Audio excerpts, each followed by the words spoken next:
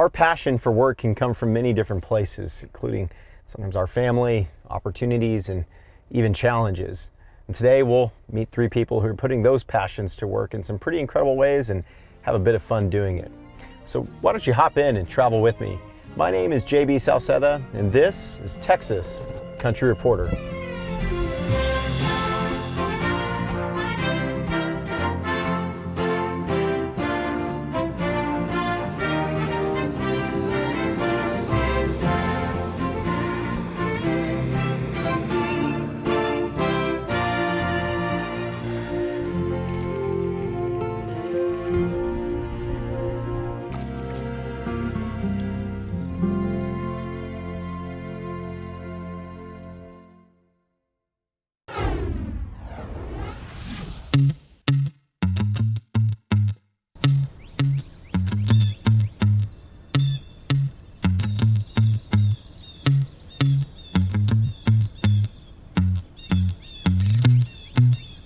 Welcome to Misfit Toys. Hey, what's going on? Not much. How's it going today? Good morning. My name's Daniel. I'm JB. Nice to meet buddy? you. Hey, I'm JB. It's my wife, Paulina. Nice to meet you all. So what do we have here? Well, welcome to Misfit Toys, the greatest toy store in Houston, Texas.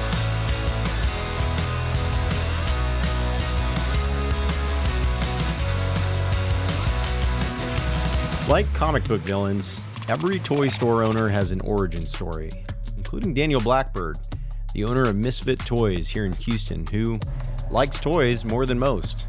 If I could pinpoint one instance in my life that put me on the path to being a toy guy, the toy hunter, the owner of Misfit Toys, I recall in the year 1983, I infamously traded our family dog for a giant barrel of vintage Star Wars toys. But don't worry, dog lovers. His mom made him trade the toys back, even though he cried and protested. That dog lived to die of old age, and to the day he died, I was just like, I could have had the most amazing Star Wars collection if it wasn't for you.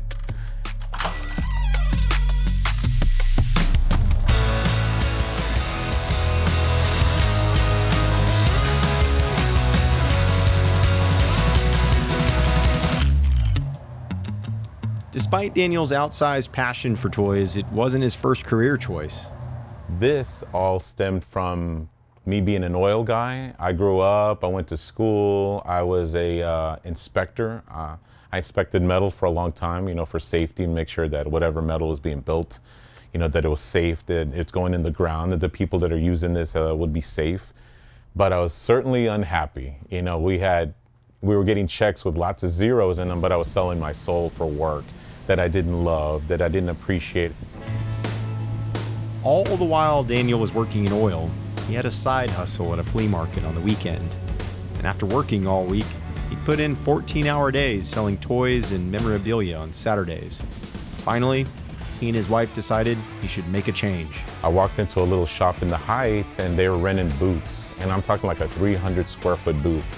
And in 15 minutes, this guy convinces me to sign a lease without even checking with the boss, I call my wife, she comes down there and she says, this is gonna be good. This is what you like to do. It's not the kind of money you're gonna be making working in oil, but our grand opening, after only a couple of weeks of advertising, we saw 800 people on their first day of opening in the Heights.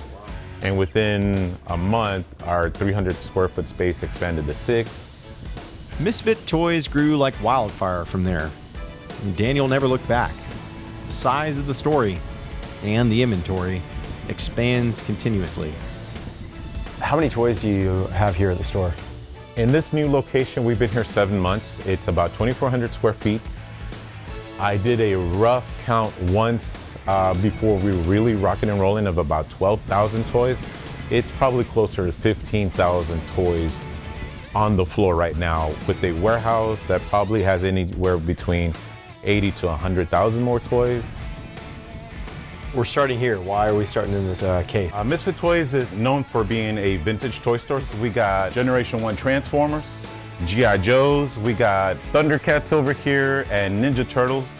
And this is the Transformers section right here. From this wall to the end of the very last wall, it's all Transformers. But here's one I recognize, Bumblebee. Speaking of Bumblebee, check it out. Ooh, look at that. Ooh, I like it.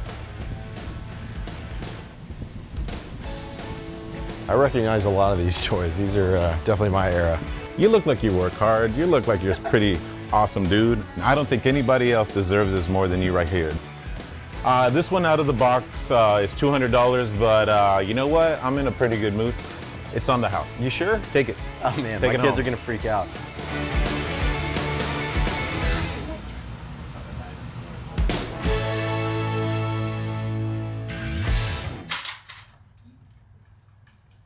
What is it about selling vintage toys that brings you so much joy?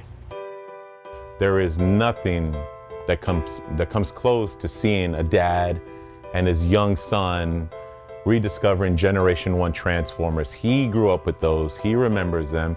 The joy and the fun with the brothers and the friends playing. Now he's gonna share that with his son or daughter, because girls love Transformers too. And I have a little 2-year-old boy and he's barely getting into this.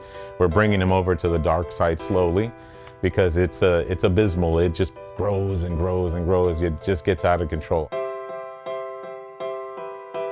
In addition to bringing his son into the toy collecting world, Daniel is lucky enough to work with his wife at Misfit Toys. When I met her 15 years ago, when we went to my apartment, I said, when we get in here, it's gonna look like that movie, The 40-Year-Old Virgin. It's gonna be a house filled with toys. I don't want you to freak out. And her immediate reaction of being awestruck and wanting to hold things and touch things, and the story behind the toys, it's mesmerizing because there's color everywhere. And there's so much stuff that even she remembers. Oh, my brother had that. Or But she didn't immediately run away when she found this. no, she didn't run away, which happened a lot, you know, and you know, all those girls out there, tough luck, you know, because you could have been on this amazing ride, because we do pretty well, you know. She's wonderful. The fact that she collects as well makes it easy to always include her in anything I do. As you might expect from a family with a son who traded the family dog for playthings, Daniel's family didn't always understand his fascination with toys. But in the end, they see how much the store has created a life for Daniel, filled with satisfaction and happiness. I love that my family, they're very traditional, but my family is the people in the store, my employees, the people that come to visit and work for free sometimes. They get a real good discount on toys, or they get free toys. You know, if you catch me in a good mood, you're gonna get free toys in here. I'm always real generous. On the weekend, we give away a lot of free toys to kids that don't have a lot of money. It's a hallway sale. So that gets people in here. And I love just to see people buying toys, looking at toys, and you don't know, man, the next person walking through that door could be your very next best friend, your brother.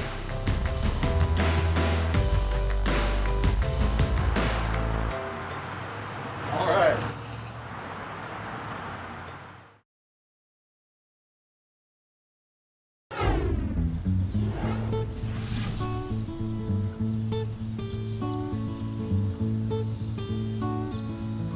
This is cotton country.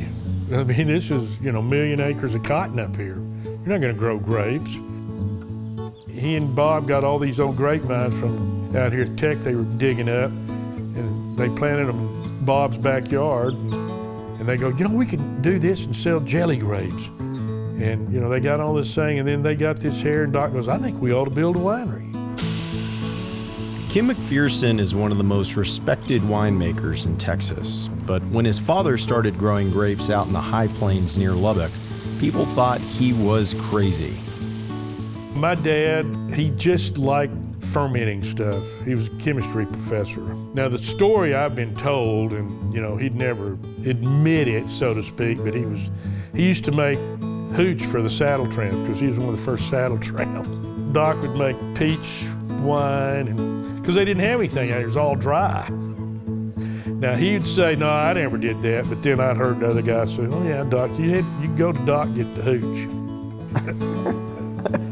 His father, Clinton Doc McPherson, graduated from the hooch and became a pioneer in modern winemaking in Texas, going on to start Llano Estacado, a storied winery that is the second oldest still operating winery in Texas. It's the vineyard that was the ground zero that got everything started up here on the high plains in the whole grape growing thing. Kim started his career as a food scientist, but before too long, caught the wine bug too and started working in the family business. What is it about wine that has, pulled in so much of your family? My little brother and I get into this, and we just love it. And, my daughter got into it, and of course, my wife. And we can make wine here that gets a lot of recognition. He worked with his father and then set out on his own. And one thing he learned over the years was not to imitate other wine growing regions, but to make wine best suited to the Texas climate and soil. This is a big thing with me, is that we're never going to be famous for Cab, but we'll be famous for Tempranillo. We're never going to be famous for Merlot, but we'll be famous for Mourvedre. And this is what we should concentrate on. This area gives us that, and then this is what we should be doing.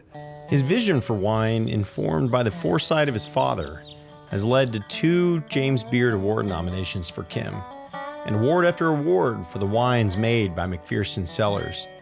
But Kim doesn't do it for the accolades. What I like about it at the end is people over here drinking it and going, God, this is so incredible. This is so good. It makes you like, wow. I tell my wife and I tell my guys back there, somewhere somebody's drinking my wine every day, or I wouldn't be in business. But there's more to business than dollars and cents, and Kim wants everyone to be able to enjoy his wine. I've always said I'm a friend of the working man. So you want these wines accessible. And, I've gotten, flack from people like, man, you ought to have these wines much more. And I go, no. I want you to drink them. I don't want you to put them in your cellar. You can put them in your cellar for a couple of months, but, it's drinking them.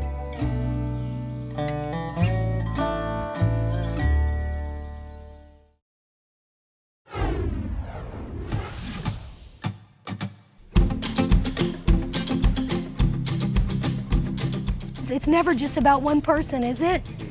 It's not about one person. It's always about the collective group. It's about what I can do to make everyone feel peace. Good morning, guys. Welcome to our first day of puppy class, okay? So we are going to train this group of puppies to go to schools all around Texas, all around the United States.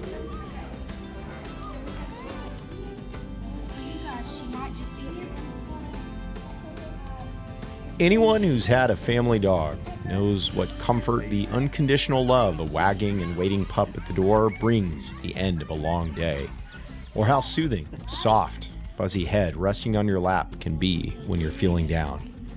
Amanda Davis knows firsthand the healing power of a dog's love, and she saw potential to bring these healing powers to the places it could do the most good. This is Popcorn. He's about 4 years old. We trained him as a puppy. He's been part of our crisis response team. And we take him if there's an urgent situation or a grief situation in a school or a community. He's part of a team of dogs that we take to help and offer comfort in times of need. Wait just a minute, buddy. Hi, you okay? Amanda Davis is the founder of Bella's Buddies out of Buffalo, Texas.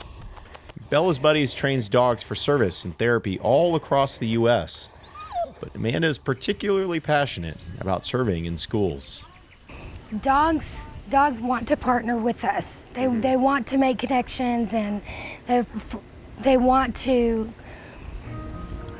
fulfill needs that we have, I think. And we know, 15,000 years of dogs helping humans, right? But mainly it's been, hunting, working in fields, herding. But this idea that the dogs can help us emotionally, and now that we know more that if we're healthy emotionally, we're gonna have a better life physically, right? So now that that has come into our realization, it becomes even more important to show young people how dogs can partner with them and help them to live mentally and emotionally healthy lives. Amanda was thriving as a teacher, and she got very sick. After an intubation during the birth of her second child, Amanda found herself struggling to breathe almost every moment of the day and night. She endured endless visits to specialists and travel for surgeries, including 6 tracheotomies and pharmaceutical intervention. Finally, her trachea healed enough so she could breathe more comfortably.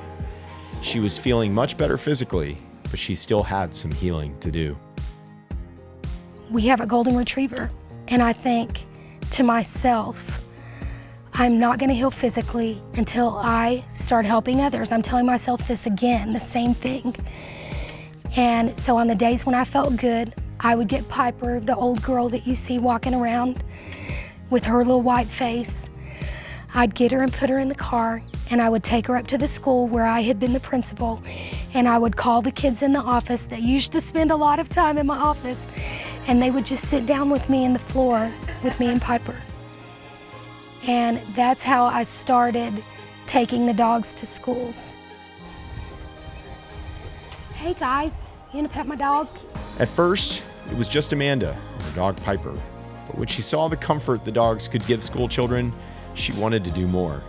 She added a second dog and began learning from trainers and service dog organizations for how best to integrate the dogs into schools and other situations of need.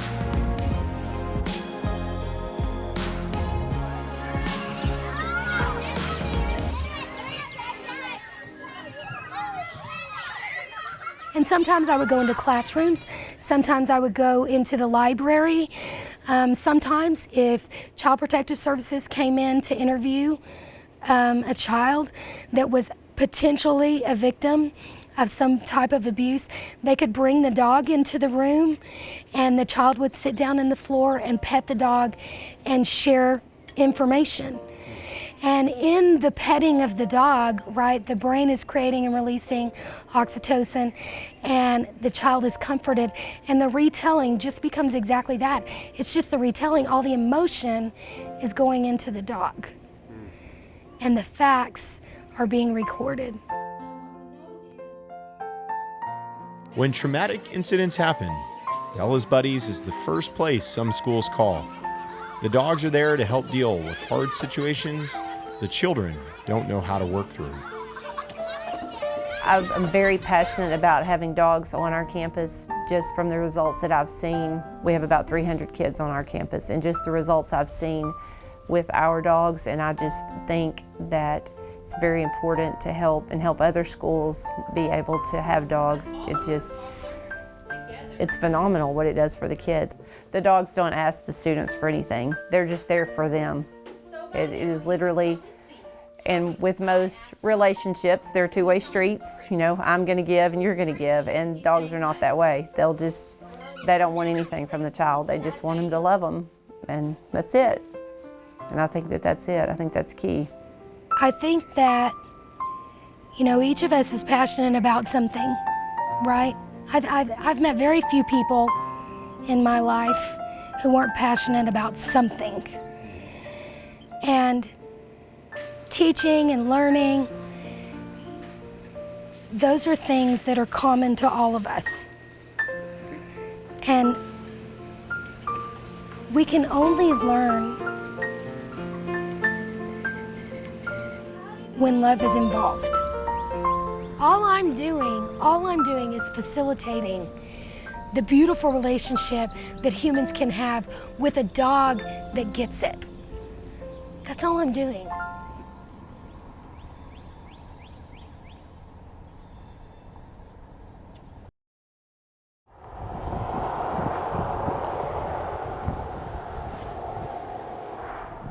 Now, there are plenty of reasons to love being the host of Texas Country Reporter, and getting to spend my mornings with a few puppies and an afternoon with a couple of glasses of wine is certainly at the top of that list. The producers will never have to twist my arm to convince me to do those stories. But I look forward to next week, when I hope you'll hop in and travel with us as we continue on this journey down the back roads of Texas. My name is JB Salceda, and this is Texas Country Reporter.